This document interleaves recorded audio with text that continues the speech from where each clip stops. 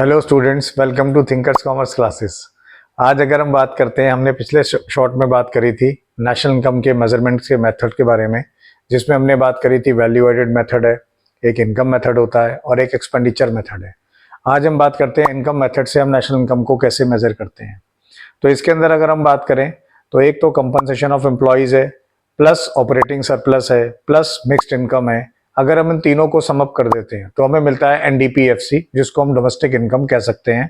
और अगर एनडीपीएफसी की बात करें तो net domestic product at factor cost कहलाता है। आज हम कोई भी गुड्स और सर्विस का प्रोडक्शन करते हैं तो हम डिफरेंट फैक्टर ऑफ प्रोडक्शन का यूज करते हैं, जैसे कि लेबर का जब हम यूज करते हैं तो उसको जो पेमेंट करते हैं वो इन कैश भी हो सकता है और इन काइंड भी हो सकता है। तो इनकम मेथड में हमने उसको यहाँ पर कैटेगराइज किया है कंपनसेशन ऑफ एम्प्लॉय के नाम से। इसके अलावा हमारी इनकम फ्रॉम ओनरशिप होती है, इनकम फ्रॉम एंटरप्रेन्योरशिप होती है, जिसमें कि हम बात करते हैं हम लैंड का यूज करते हैं या हम कैपिटल का यूज करते हैं या हम एज अ एंटरप्रेन्योर यूज करते हैं। तो लैंड के लिए हम रेंट देते हैं, कैपिटल के लिए हम इंटरेस्ट देते हैं और एंटरप्रेन्योर के लिए प्रॉफिट होता है। इसके अलावा कुछ रॉयल्टी हो सकता है, डिविडेंड हो सकता है। इनको कैटेगराइज किया है एक हेड में, जिसको हम ऑपरेटिंग सरप्लस कहते हैं।